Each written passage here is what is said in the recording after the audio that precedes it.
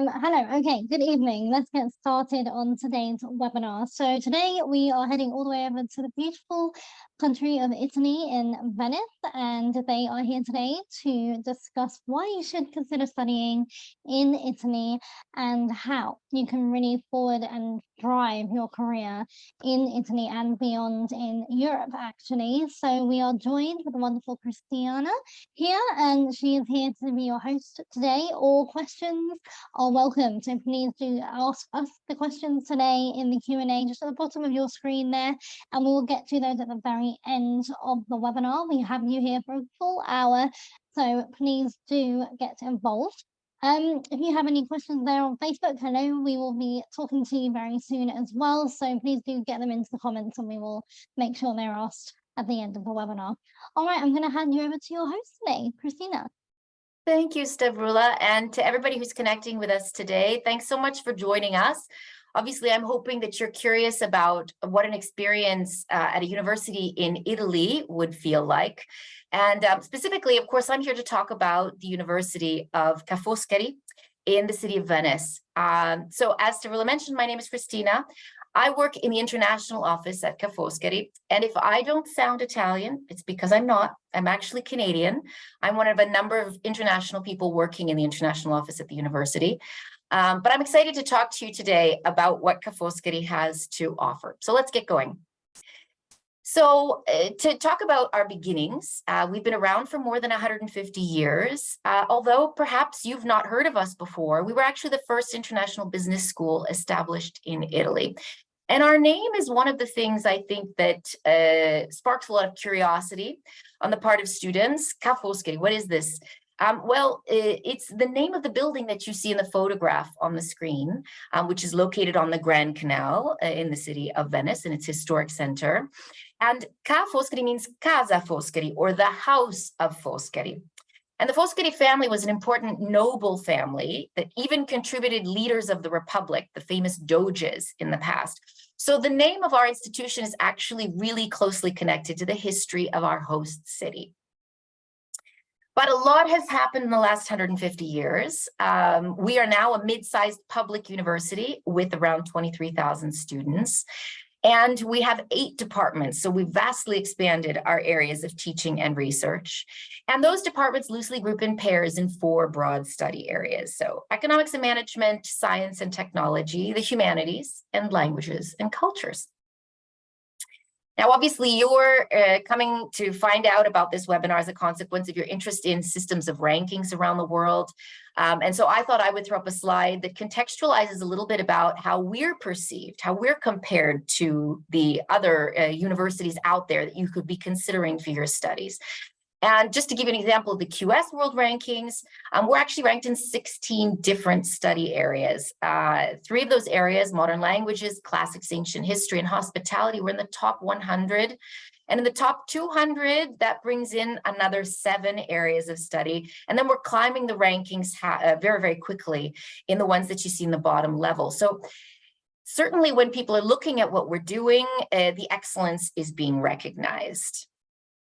However, I think it's important today when you're looking for an institution to carry out a university degree, we need to be thinking about how these institutions have responsibilities. And today's universities are really called upon to be thinking about how we can better envision, pursue, and help realize a future that we want to live, a future that responds to our needs and our expectations. And young people in particular are keeping this kind of issue front of mind. And we really do believe that a university needs to be in the front lines in trying to seek solutions, opportunities. And so we try and shape students who go out into the world to do that.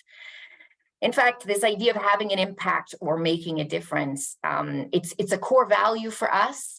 So we think about the idea of understanding and studying our ever more globalized society as a pillar of responsible teaching and research. And so that would be an aspect of your experience here that would very much be fundamental.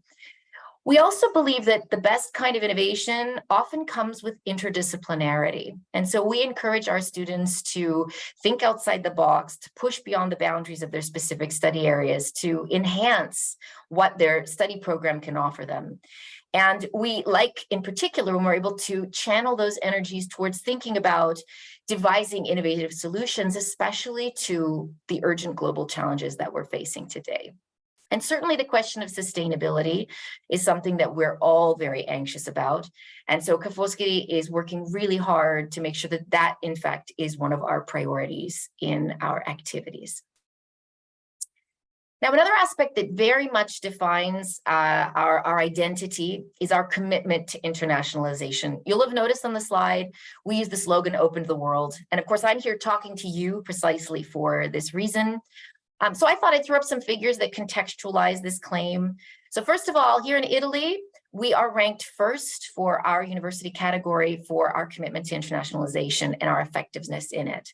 We're also one of the Italian institutions that have joined these new European University Alliances you may have heard about. So we belong to the one called Utopia. This brings us together with 9 other excellent European universities scattered across the continent. And the idea here is that we're creating the university of the future. So you don't have access just to Foscari's resources, but to our 9 partners' resources as well.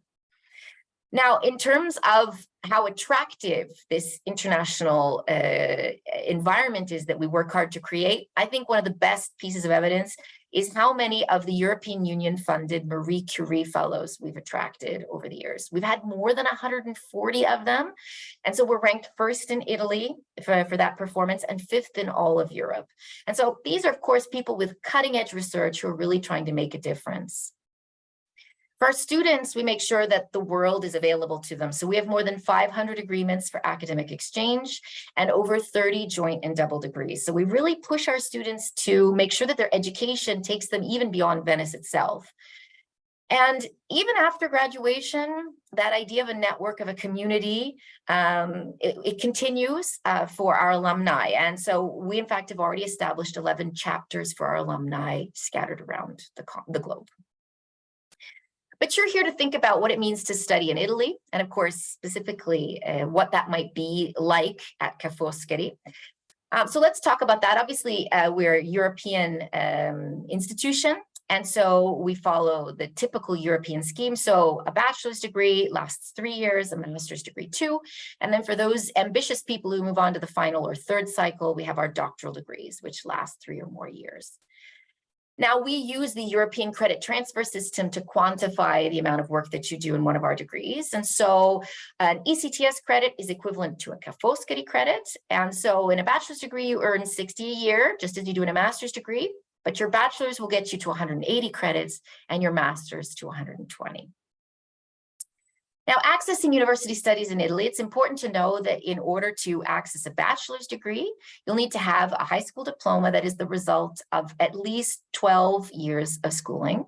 And then if you're interested in a master's degree, your bachelor's degree that you use to access it has to be the result of at least 3 years of study. Okay, so talking about our study programs, what we offer. You can see here, obviously, that we have programs at all levels, as we've said. We also have a foundation year and professional master's programs. So we really do have quite a broad offer. And as you'll notice on the far right of the screen, many of our programs are taught in English. And that's because, of course, as I mentioned earlier, our commitment to internationalization, we also want Italians studying in English, so that they have those linguistic skills and that knowledge in order to explore the world themselves and to leave their own country over the course of their careers and their lives. Now, this notion of the foundation year, this is an important one for those of you who may be completing a system of schooling that only gets you 11 years rather than 12. Here in Italy, you need to have 12 years. So the foundation year can plug that hole. It's also useful to people who won't have 3 advanced placement exams if they're following the US system, or the 3 A levels that the UK system would have you achieve, because you need those exams in order to apply to an Italian university. It's also just helpful for people who want to improve their knowledge of English or Italian before enrolling at an Italian university. And it can also give a boost to people who have a vocational diploma. All right, so this English Top Foundation year, very quickly, just to give you a sense of how it's structured. It has 3 main component parts. There are core classes, and those are offered to all students. Then each individual student chooses a focus study track. So that can be in economics and management, or in science, or in the humanities and the arts. And then we have a language component. And here you focus on both English and Italian, but obviously, depending on the language of study you're going to choose at university, which for most of you would probably be English, you get a chance to bolster your knowledge of the language for university study. Okay, well, what about these English taught bachelor's degrees I've mentioned? We have quite a wide range of things available in English. Certainly in the humanities fields, or drawing on areas of humanistic study, we've got ancient civilizations for the contemporary world. So what does the past have to teach us about the present and the future we'd like to live? Our philosophy, international and economic studies program is a very popular one. So based on Oxford's PPE program. So an interdisciplinary program that knits together how people think, how people interact, and how money comes into these dynamics.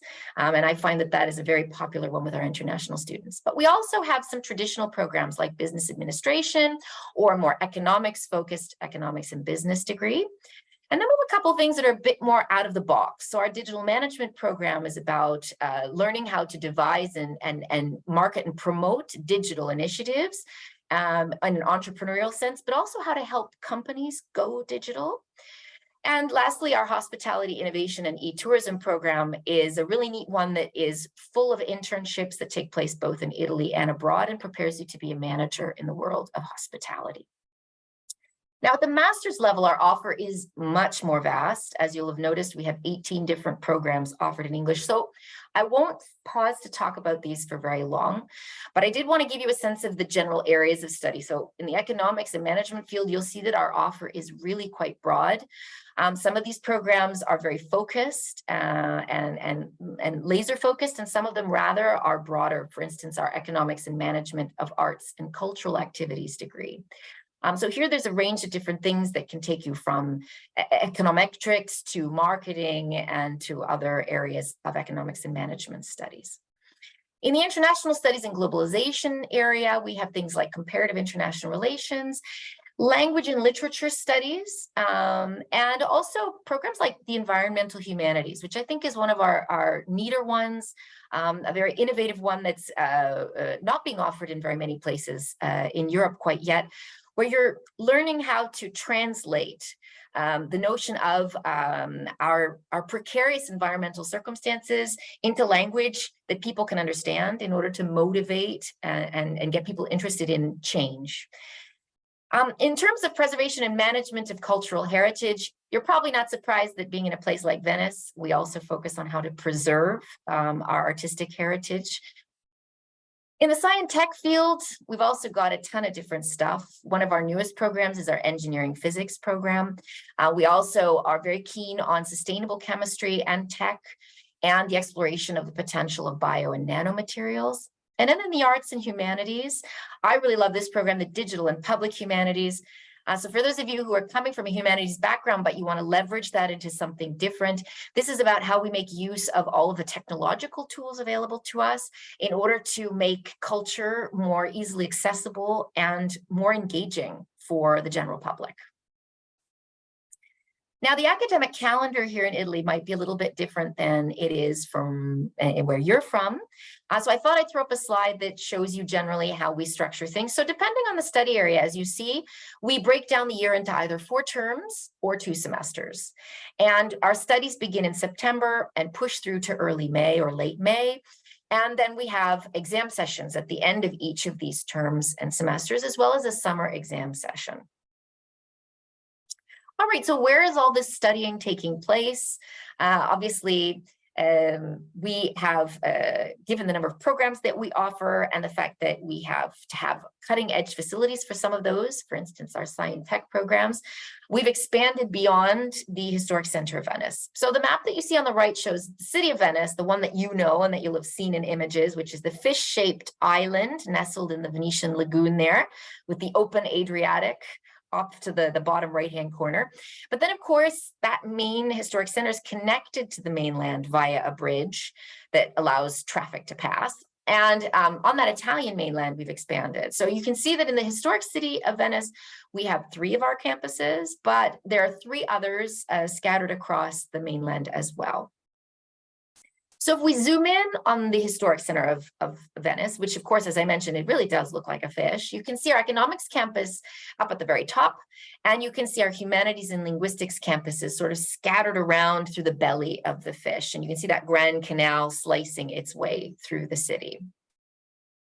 So to show you some pictures of the kind of atmosphere that we have on campus, I mean, I think a lot of people have an idea of what they imagine campuses might look like in Venice, given that it is a historic city that's got millennia of art and architecture. But of course, here we're talking about a modern university with modern facilities. So here I'm showing you a few slides of our economics campus, which is actually a more traditionally designed campus. So it has a massive quadrangle with all of the buildings grouped around it. So our classrooms, our professors' offices, the library, the restaurant, residence. So this is more of a traditional current kind of organized campus.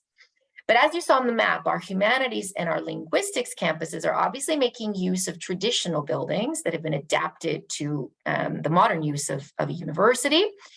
And these buildings are scattered around. So if your program were offered on one of these campuses, then rather than moving around a reasonably enclosed area, you would actually be moving through the city to get from one class to the next.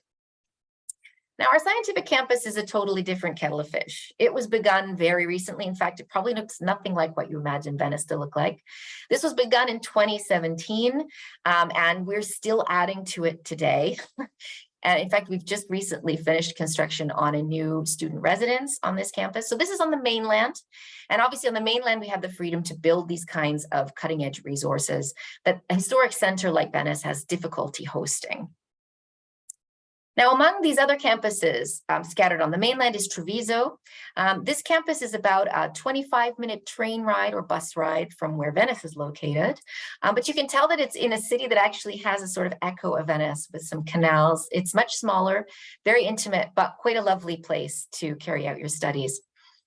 And then one of our programs, our digital management program at the bachelor's level, is actually offered on a sort of Google-style campus because we provide this degree in collaboration with an Italian startup incubator. And so they've created a campus specifically for the training of the digital managers of tomorrow. All right, so thinking about the student experience and services and opportunities, I wanted to talk a little bit about what Foscari has to offer. Now, certainly the first kind of service that an international student always asks us about, quite logically, is what to do about housing. So we have three main typologies of student housing available. There are regional government operated student residences, privately managed ones, and then privately owned shared apartments. Now, the vast bulk of our students end up in the third category. Unfortunately, we don't have residences large enough to host all of our students who would be interested in a residence room. But we are working hard to change that. And so we've been building a lot of new residences. And I wanted to show you a couple of these. So this is our Santa Marta residence, which is located in the historic center. And that's got as many as 650 beds. And it's a really modern, typical kind of concept for a really comfortable student residence with all kinds of common areas and green spaces and a restaurant. And as you can see, of course, the facilities are really brand spanking new. The same is true of our economics campus residence. You'll remember our economics campus is sort of all concentrated in one area. So this addition, I think, has been really welcome to a lot of students. To be able to roll out of bed and walk to the library or walk to class is obviously a pretty lovely privilege. And this too is characterized by common areas, even has a beautiful rooftop terrace giving you a view of the whole lagoon. Now, because of course we know that housing is a real point of anxiety for new students, we make sure that we have a housing office that's ready to step in and find you the accommodation that you're looking for. It's really helpful because it takes the guesswork out of arranging housing from a distance, because that can be so difficult. They make sure that you sign a fair and clear rental agreement. And for those of you who may be from out of the EU, it's very helpful to have a rental agreement that you can take in when you request a study visa to come to Italy. Now, because this service is very professional, in fact, we've partnered with an external partner in order to make sure it's professional, there is a small service fee involved. All right, so what about settling in upon arrival? All right, well, naturally, we know, again, if you're going to choose to leave your home country, everything is familiar to you, you need to know that your university is going to do everything it can to help you learn the ropes and settle in to this new life. And so we offer, of course, welcome and immigration services and activities, things like our International Welcome Week. So it's full of orientation events that teach you about how to use the digital tools available to you, that assist you in getting your carta conto, which is our student card, which also functions as a bank card. I've already mentioned our housing office. We've got a financial aid office, which of course is also an important resource. We find our international students especially love the next two things on the list, though. Our buddy program, where upper level students offer themselves to share their knowledge and to help you figure out how to settle into Venetian life. And our campus tutors are actually the academic equivalent of this social aspect of the buddy program. So they assist you in figuring out how the university functions and how you go about filling out your study plan or preparing for exams. We also have counseling services to assist and make sure that you've made the right choice in terms of the study path that you've begun. Now, academic enrichment obviously is an important thing for us to touch upon. Because your core study program is obviously really, in many ways, just a point of departure. So we offer a whole lot of other ways to make sure that you're making the most of your university experience. Naturally, we're going to encourage even students who enroll in our English top programs to learn Italian. Obviously, part of the beauty of going to another country is acquiring these linguistic skills so that you can have the run of the place and feel completely in control and able to take advantage of every opportunity. So we've in fact just introduced free online courses for our first year bachelor's and master's students. We really want to make sure that you get your feet wet with learning Italian, even if Italian isn't needed in the university context. We also offer academic minors, so parallel study paths that get recognized in your degree diploma. And those are thematic in nature. So they group 3 6-credit courses and give you a chance to explore beyond the bounds, as we've talked about earlier, beyond the bounds of your main study program. Contamination labs. These are neat, intensive learning experiences based on problem solving and group work that bring together students from all different study areas. So you get a chance to meet somebody who's studying something completely different from you, to learn from them and to teach them. We have an international college, which is our honors college, and it offers significant financial support to high achieving bachelor's and master's students beginning their studies at Foscari. Venice International University is a neat context too. So much converges in Venice, and this is just another example of that. This is a consortium of universities from around the world, including Waseda from Japan, Duke University in the States, and they send both students and professors to teach courses here in Venice on a campus located on an island in the lagoon. And of course, we're part of that, and our students have access to all of it. You'd also be able to take advantage of our international summer schools. One of the most popular and competitive is our summer school with Harvard, where our professors and Harvard professors teach students from both institutions over the course of a number of weeks in the summer. And I've already mentioned earlier our mobility programs and our joint and double degrees, but for us, those are really important aspects of a modern education. So as much as you would be experiencing a new university and a new university context and a new country, perhaps in coming here, we would love for you to also get a taste of something else by sending you abroad for part of your studies. Now, obviously, today, when we think about university education, one of the first things that comes to mind is, okay, yeah, but then what? What do I do with that degree? So I wanted to talk a little bit about this. We are in the top 500 in the world for graduate employability, according to the QS World Ranking, something we're very proud of. So our graduates find work.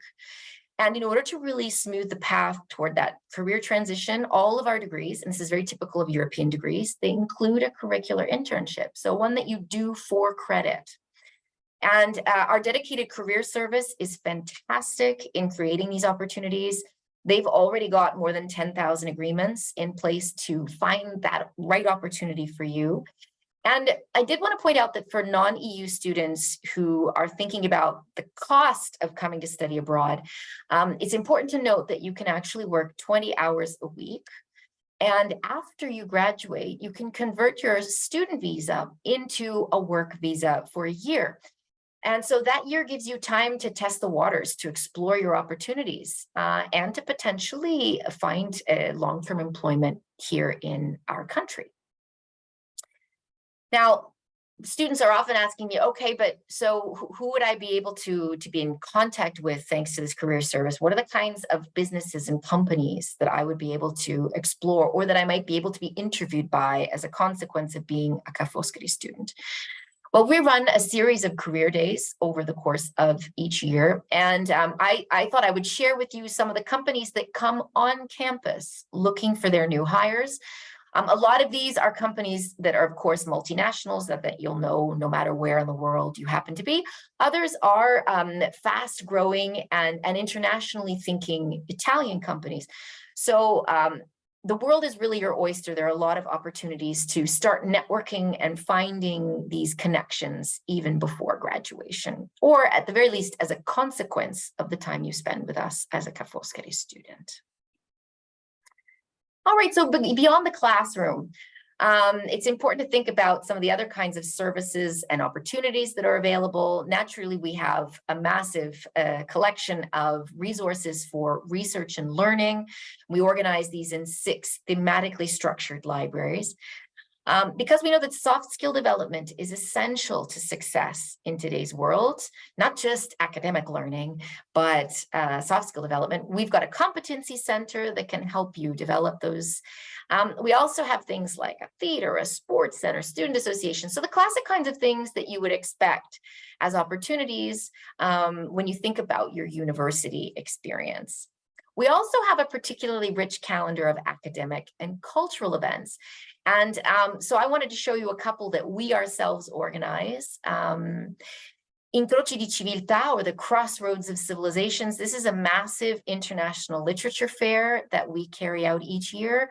We bring some of the most impactful writers and poets from around the world to Venice to read from their work and to talk about their work and to give you access to their thoughts and the way they do what they do. And this is a fantastic experience. So one of these moments where the world comes to Venice, and you're seeing a theater on the right, the Goldoni Theater, which is one of Venice's most beautiful opera theaters, where we are holding, in this particular image, the opening event. Now, art night, this is something I particularly love. So Venice is naturally known for culture and for its cultural offerings. So the university plugs into this, and we have one night a year that is essentially a nuit blanche. So a night when students get a chance, and all the residents of the city get a chance, to visit museums, galleries, and cultural institutions late into the night. And this is all coordinated by Ca' Foscari. So we're sort of the motor or the driving engine behind this. And we, of course, contribute a host of different events to the roster of opportunities as well. This one I put up because it's a particular favorite of mine, thinking about student-run contexts. So our Ca' Foscari Short Film Festival has become really well known in Europe. It is a showcase of student filmmakers. So the films that are shown in this particular short film festival, they have to be under 30 minutes in length, and they have to be made by a film student, someone who's studying at university or college to be a filmmaker. And we get literally hundreds and hundreds. I think last year we had 800 submissions, and we choose 30 to compete in this competition. But the beauty of this event, and the reason I wanted to talk to you about it, is not just that it's, again, the world coming to Venice as a consequence of Ca' Foscari, but also because it's a student-run initiative. So it's students who are making this happen, who are learning how to organize and run an event like this, and they're showcasing student work. All right, now thinking about studying in Italy, Venice is obviously a very particular and very unique context. And probably some of you will have seen or read some information about Venice, not just seen a photo on Instagram, but maybe even read something about Venice and its uniqueness. I thought I'd just put a slide up to remind everybody what it looks like. So there's our fish-shaped island again. It's nestled in the Venetian lagoon, and in behind there you see the Venetian mainland. And then that opening at the bottom of the image, that's opening out into the Adriatic. And so the Venetian lagoon is this strange hybrid place that's open to the sea and yet protected from it. I think that there are a lot of presumptions about what it means to study in a place like Venice. I mean, you probably have an idea of what you think Venice is like. Now, hopefully you're ready for me to kind of debunk the myths. In fact, you joined me today and I'm thrilled for that. So let's talk about some of the things that people generally ask me about or say to me. So the first thing is young people often think it's just for tourists. Venice is just for tourists. They also hear about us on the news very frequently as a consequence of flooding, what we call acqua alta or high water.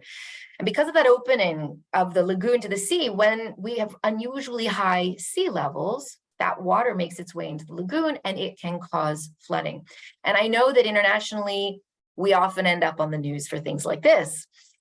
And also, I think there's this general presumption that Venice is more a museum than it is a city, that you might come here really to ride in a gondola or maybe on your honeymoon, or that you need to be a hopeless romantic to enjoy it. So let's talk about how these things are just a small part of a much bigger and more complicated picture. All right, so first of all, it's a student city. Venice, in terms of its population, is actually really small. So although tons of people come and go all the time, there are only 50,000 of us, I'm one of them, who live in the city on a permanent basis. But there are 30,000 university students. And so when you think about that math, that means that when I'm moving through the spaces of the city, students are everywhere. And the city also offers a really remarkably sustainable lifestyle. Now, in terms of the flooding, this is really contained at the moment.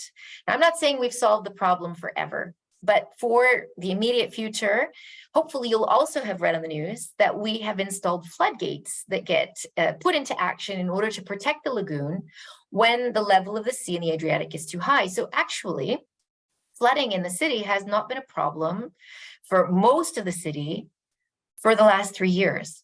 And it's been a marvelous change. So if I needed to put my boots on every now and then because high tide comes and goes, and if it's especially high, certain parts of the city required me to have a pair of rubber boots, that simply isn't happening anymore. And I, as a resident, can tell you, it's a really nice change. But also this idea of culture and events, that these things are happening always and everywhere. So I thought, let's shift that perspective. Let's look at Venice through the lens of a student's experience. So this notion that all space is social. This is a picture I took of my neighborhood, which is in the area of Cannaregio, so in the fish-shaped city. It's up toward the eyeball, sort of near where the economics campus is. And you can see that it's teeming with life. There are people spilling out onto the walkways, lining the canals. And so I, particularly as a Canadian, I was not accustomed to living social space so intensely outside of buildings. But social space in Italy is pretty much everywhere. Also, I mentioned this notion of a sustainable lifestyle. Well, to get around the city, you're either doing that in our historic center on foot or by boat. So we have a system of water buses known as vaporetti that stand in for a traditional bus. And they, of course, take you along the canals that crisscross the city. But you can also get pretty much everywhere on foot. People don't realize this, but because the Adriatic is right there, in 20 minutes on one of those water buses, you're already at a great European beach on the seaside. And of course, Venice is known for its international events. And what I'm showing you here is a work of art on display at our Venice Biennale. Okay, the Biennale for contemporary art is just one of our many biennales. So these biennial events dedicated to music, dance.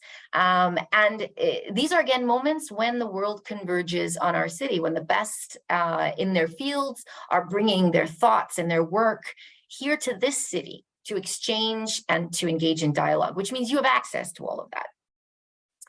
We also have a ton of local festivals. I mean, any European city is going to be full of those. But I thought I'd throw up a couple of slides. For those of you who are big carnival fans, carnival is something that in Venice we take very seriously. And that's the image that you see in the center on the bottom row.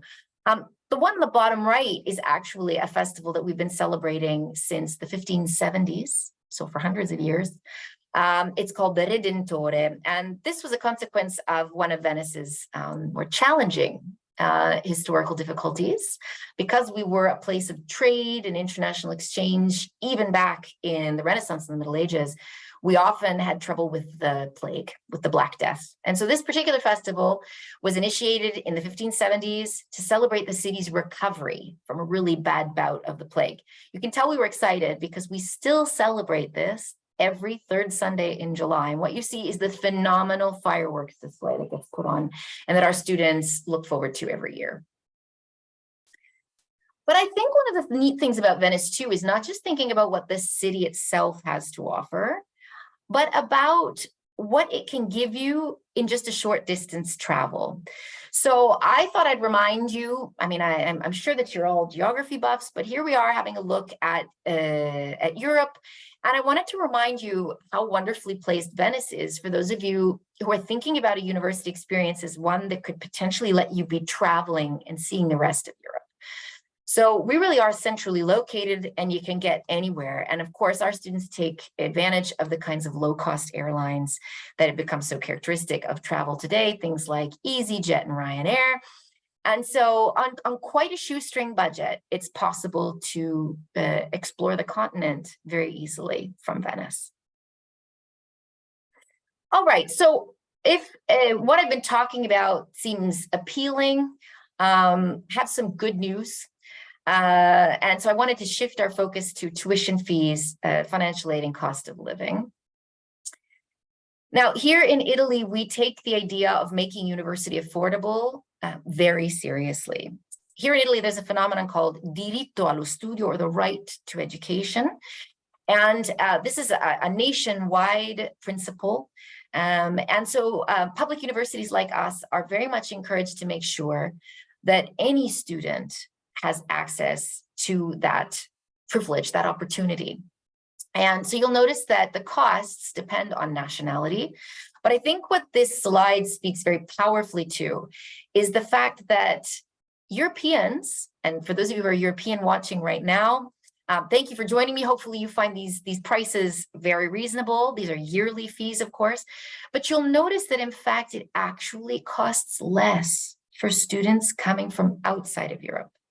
And that may seem counterintuitive because, of course, in today's landscape of higher education, generally speaking, the system in many places is, let's charge university students coming from abroad more than our domestic students. The thing is, we want our classroom to be international, and we're really proud of the educational experience that we have to offer. So in order to make sure that our classroom has people from everywhere, bringing their perspectives, their beliefs, their understanding, in order to create a properly international learning experience, we have to keep things affordable. And so depending on where you're from, you can see that you'd fit into one of these categories. I will say there are a few exceptions. Some of our bachelor's degrees are offered in collaboration with other institutions. So our digital management degrees I mentioned is offered in collaboration with a startup incubator. So that has a higher fee that doesn't change based on nationality. The same is true of our hospitality, innovation, and e-tourism program. That one we offer together with the Italian School for Hospitality. And so it's thanks to them that we have access to an incredible network of hospitality companies that allow our students to carry out those marvelous internships I mentioned earlier. So that too has a higher cost. And the last one that's an exception is our ancient civilizations for the contemporary world. And that's because that is an inter-university degree. We offer that together with the University of Milan. Now, in order to sweeten the pot, in order to hope that meritorious, high-performing international students in particular are keen on giving Foscari a try, we've put our money where our mouth is in offering merit-based financial aid.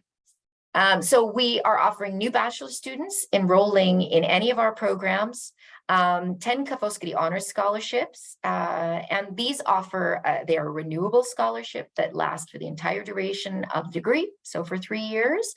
And we also have, for our foundation year graduates, we've set aside 3 foundation scholarships specifically for those graduates in order to encourage them to move on to one of our bachelor's degrees. Now you can see that there's a scholarships website there, which of course you can feel free to check out.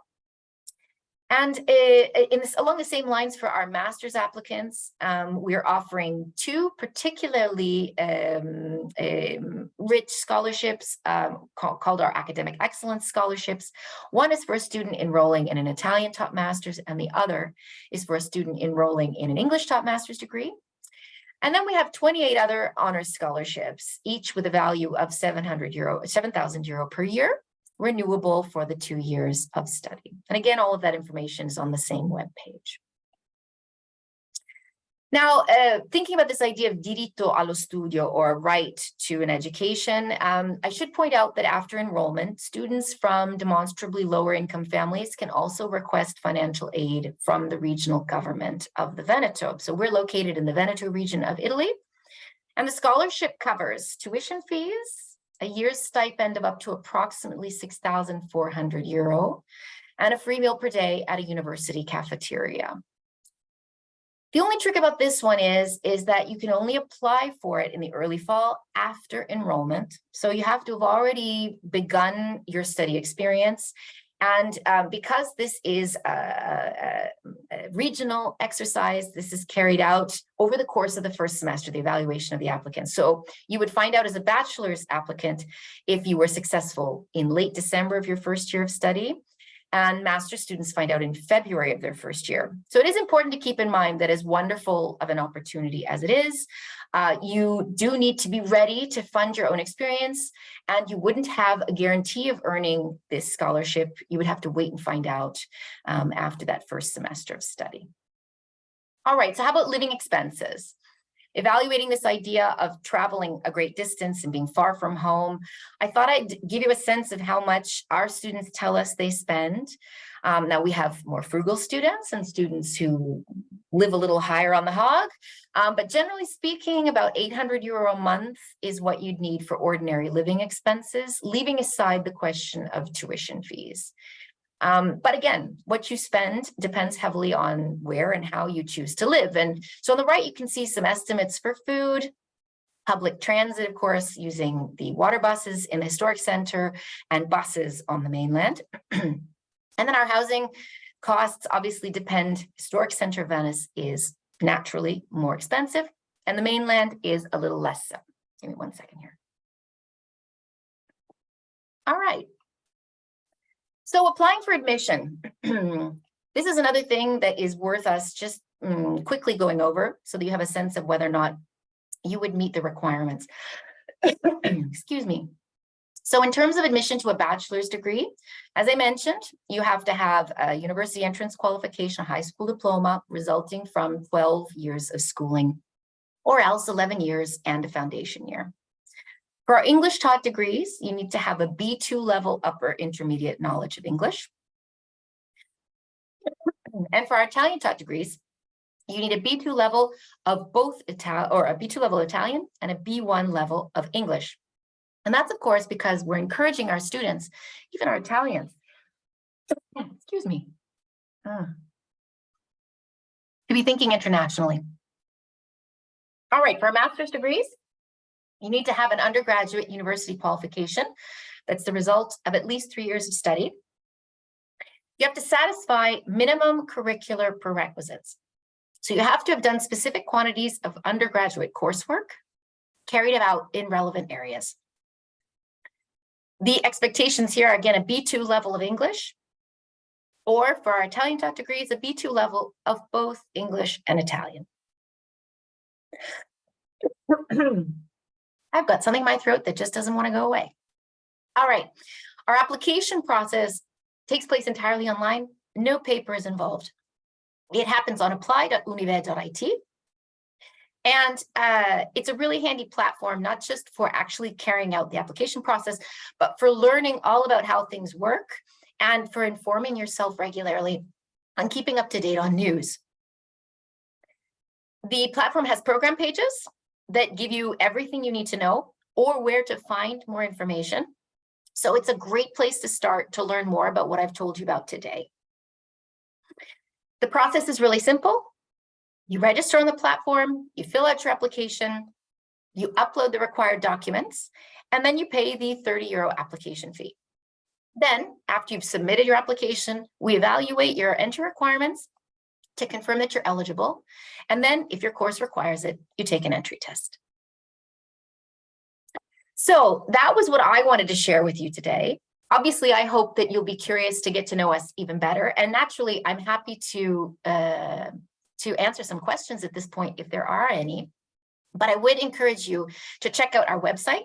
And if you have specific questions that come to mind after this presentation, you can always write to us at perspective.students@univet.it. I always encourage our students also to explore our social media, but specifically our Student Life in Venice account.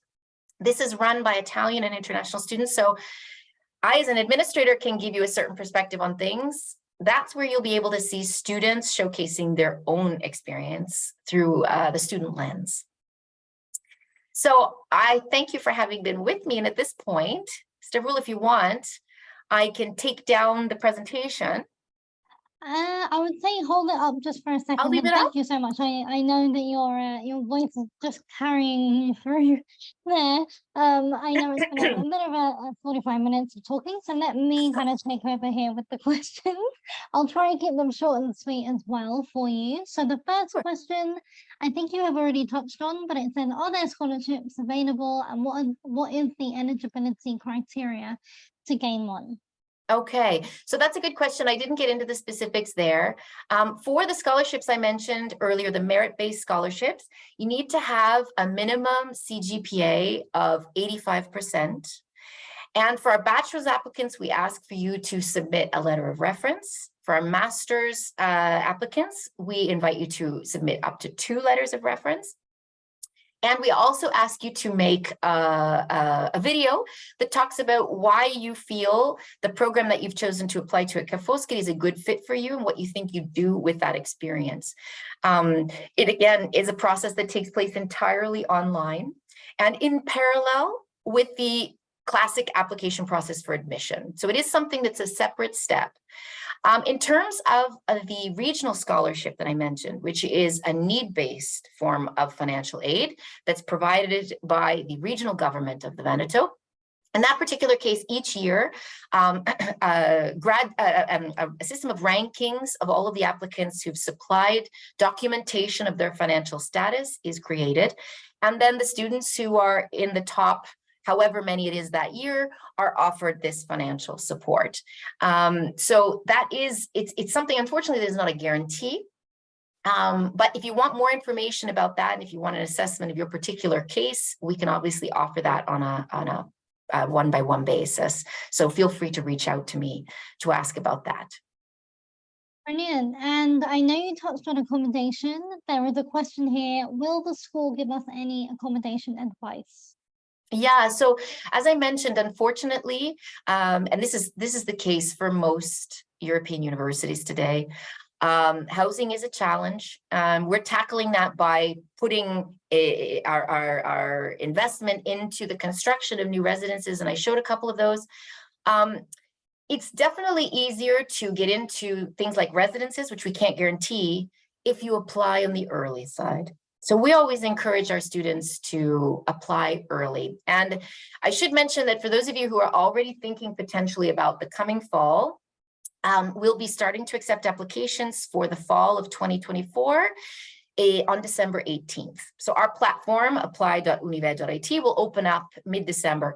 And at that point, it's possible. And I would say, if you've liked what you've seen, then definitely get moving early, because the sooner you move, the sooner you have your results, and the sooner you can say, I'm ready, I'm getting my visa, and I'm interested in booking one of those residence rooms. Students who apply later on, find it becomes more and more difficult, and they tend to end up in that third category of housing I mentioned. So shared student apartments that are privately owned. And a lot of our students live on the mainland.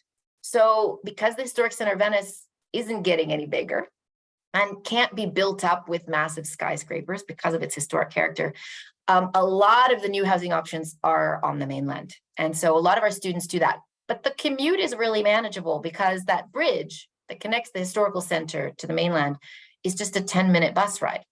So the modern part of the city of Venice on the mainland, where a lot of our students live, is actually really not far away from the historic center anyway. Awesome. That sounds really interesting. I want to come to Venice now and study at Corporate Custody. Okay, what are the next questions? So we are here. What are the main benefits of studying in Italy? Can I study there to work after my studies? Sorry, can I stay there to work after my studies? Yeah, so absolutely. It is possible, as I mentioned, to convert your student visa into a work visa for a year after graduation. And a lot of students choose to do that to really test the waters and find employment opportunities here in Italy. I would say that for anyone who's keen on staying in Italy, then definitely the sooner you start learning Italian, the more opportunities are going to be available to you. Obviously, Italy is a country that very much lives with international movement and tourism. So English is something that a lot of Italians know how to make use of.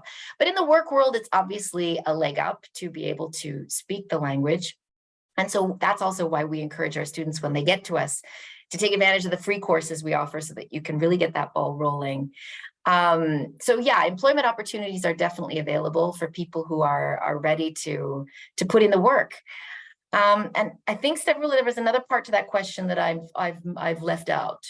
Yeah, how long can you work and stay in Italy after your Okay. studies? So if you do find employment in that first year of time after graduation, and that employer is interested in keeping you on, then they keep you on. So essentially that window of time gives you an opportunity to find your place, to find your niche. And then of course that visa gets renewed as a consequence of lasting employment. Amazing. That's perfect. And if needed, what are the English tests accepted to confirm proficiency for the English taught programs? I might need some proficiency there too. No, well, this is a great question, actually, because at this point, there's so many different kinds of tests out there. So I can direct you to our website, which has a section. If you type in language requirements, it all comes up, and our language certificates that we accept are there. But the ones that are most often submitted are the TOEFL and the IELTS. And so definitely those ones. We accept the home tests, so you don't have to go to a testing center. You can take advantage of their online services. We don't accept Duolingo. Our university assessed the rigor of the Duolingo test and decided it wasn't quite up to scratch compared to things like TOEFL and IELTS. But yeah, generally we accept most of the classic traditional ones. Perfect. That's brilliant. And there's something here about working the 20-hour week. So I'd like to know if the 20-hour work week needs to be within the university like the US requires, or can it be outside of the university? No, absolutely. Your student visa allows you to carry out part-time work. So the 20-hour quantity is what they call part-time work. So obviously, full-time is not possible because the expectation is that you're going to be attending classes and doing your studies. But part-time work is definitely something that can be a game changer for students who are keeping an eye on cost. So we offer work opportunities within the university, and a lot of international students take advantage of that. So for instance, I hire students in the international office to help us with, for instance, organizing and running the International Welcome Week as an example. And those are paid opportunities. But you can also work outside. So a lot of our students find work in places like bars or restaurants.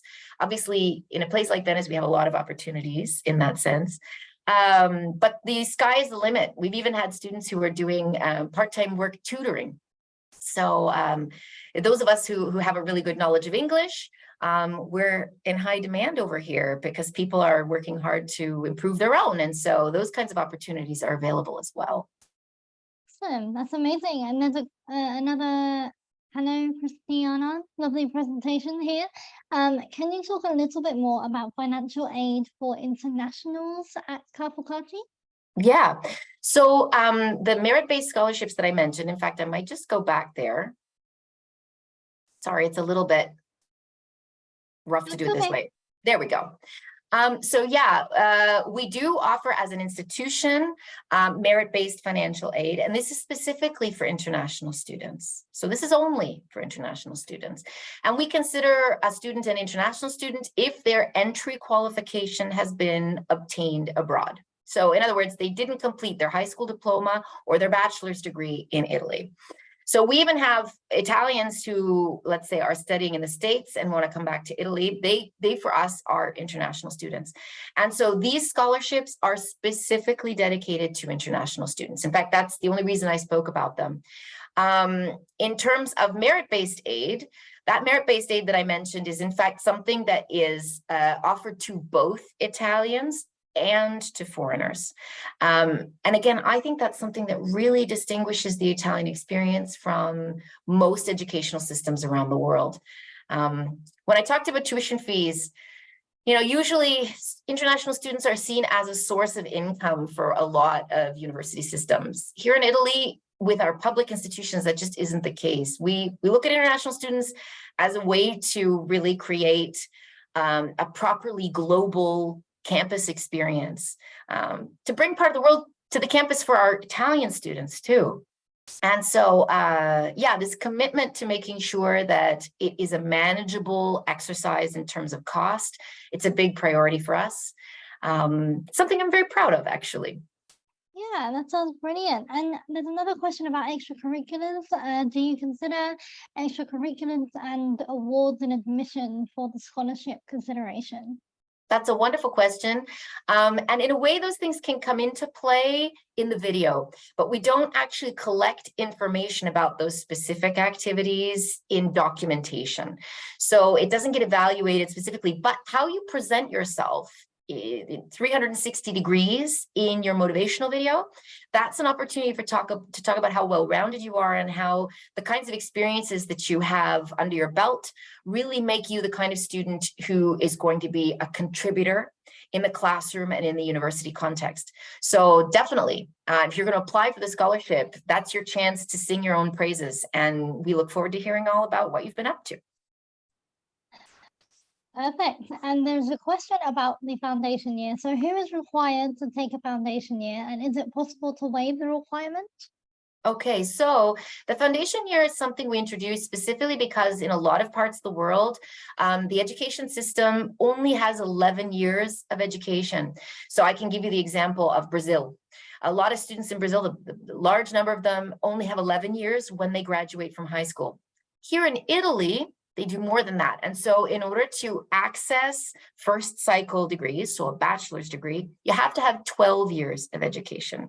So what we did was we said, well, we don't want to be excluding people from the Italian experience because their home system has 11 years. So the foundation year offers the 12th, okay? It fills that gap. And when I spoke about the foundation year, I mentioned that it actually is a proper preparatory year. So you have a specific study area track that can be arts and humanities or economics and management. And then you also have courses that prepare you for critical thinking, modern European history, and then there's the language component. So you can't, if you have 12 years of education, you don't need the foundation year. If you have 11, then the foundation year is one of the ways you can solve that problem. Another way that students often do is by taking a year of university in their home systems, and that would count as well. But I think the foundation year is a great way to go because it gets you here already. It gives you a chance to experience the Venice experience, and you're already part of the Foscari community. So that next step to the bachelor's is really smooth as a consequence afterward. Brilliant. That's perfect. We have one more question, and then I promise we'll let you go. So the last question here is there a buddy scheme system? Any way to help us settle in and speak with current students who may have advice for us? Absolutely. Our buddy program is in fact operated by my part of the international office. It's one of my favorite projects. Students helping students is the best way to go. And because our students are really, as Foscari students, very interested in languages, cultures. In fact, they come to us, Italians come to us because of our international dimension. They want to meet our international students. So we often run activities, things like aperitifs in foreign languages, where our native speakers who've come as international students get a chance to mingle with the students who are studying their language, because we teach more than 40 languages at Foscari. So the buddy program is definitely something that you would take advantage of. And I should also mention that a new tool that we've introduced that students are telling us they love is an app called Goin. And Goin is basically a closed community just for our international students and our buddies. And it's basically like, imagine a sort of closed Facebook. So you can create a profile and you can interact with students, applying filters based on nationality, area of study, all kinds of things. And so it's a way to connect. And we give the opportunity to access that app already when you've gotten your acceptance. So if you're accepted in March, then from March, you can already be connecting with international students from last year and the year before, as well as buddies who are offering themselves, but also new students who are gearing up and getting ready to come to Foscari.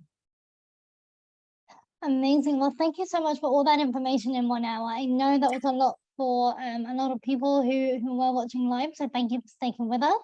For those who are watching on demand, we will be sending this to you in your email, which you provided on registration. And also we will be giving your details to Christina here, who will be reaching out to you one by one and to really get to know you and to understand your requirements for applying at Foscari. All right, I'm going to ask Christina, is there anything else, last words you want to give to the students, or have you explained it all?